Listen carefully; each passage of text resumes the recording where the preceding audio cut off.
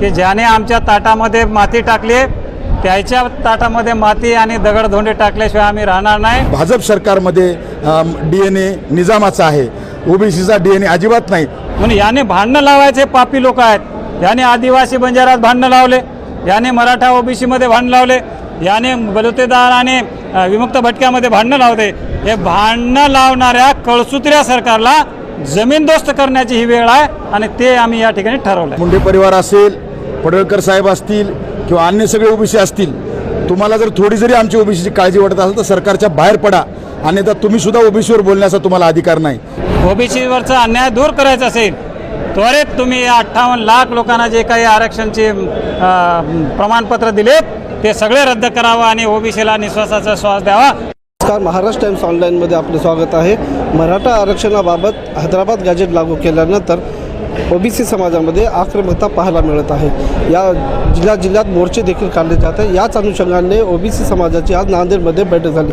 नेमकं काय चर्चा झाली, काय रणनीती असणार आहे पुढे आपण जाणून घेऊयात। आपल्यासोबत आहेत मला सांगाल साहेब, बैठक आपण बघितलं की ओबीसीमध्ये किती रोष आहे, किती प्रचंड ताकदीने या ठिकाणी ओबीसी बांधव आमचा संपूर्ण नांदेड जिल्ह्याचं या ठिकाणी एकवटला होता। सगळ्यांचा रोष एकच आहे की ज्याने आमच्या ताटामध्ये माती टाकली त्याच्या ताटामध्ये माती आणि दगडधोंडे टाकल्याशिवाय आम्ही राहणार नाही। त्याचं कारण असं आहे, जे भारतीय जनता पार्टी आणि भारतीय जनता पार्टीचे मुख्यमंत्री वारंवार हे म्हणत होते की ओबीसी आमचा DNA आहे, ओबीसीला आम्ही सांभाळून घेऊ, ओबीसीच्या आरक्षणाला आम्ही एक पैशाचा सुद्धा धक्का लागू देणार नाही।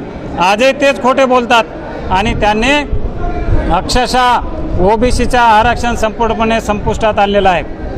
म्हणून या महाराष्ट्रातील आणि नांदेड जिल्ह्याच्या ओबीसीने ठरवलं आहे आता तुम्हाला 17 तारखेला झेंडावंदन नांदेडमध्ये करू देणार नाही। या ठिकाणी मोर्चे आंदोलनं होणार आहेत, करोडोच्या संख्येनं लोक रस्त्यावर उतरणार आहेत आणि येणाऱ्या काळामध्ये आपण पाहून घ्या ओबीसी ताकद किती आहे।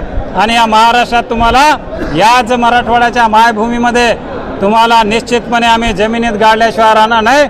जर तुम्हाला हे होऊ द्यायचं नसेल, ओबीसीवरचा अन्याय दूर करायचा असेल त्वरित तुम्ही 58 लाख लोकांना जे काही आरक्षणचे प्रमाणपत्र दिलेत ते सगळे रद्द करावं आणि ओबीसीला निश्वासाचा श्वास द्यावा।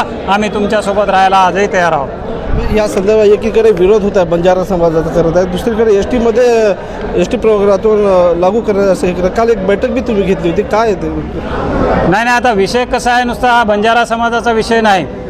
जर तुम्ही हैदराबाद गॅजेट जर बघितलं त्या गॅजेटमध्ये किमान 50 समाजाची नावं आहेत आणि त्या प्रत्येक समाजाची नावं कुठं न कुठं घुसवलेली आहेत। त्या ठिकाणी आदिवासीमध्ये काही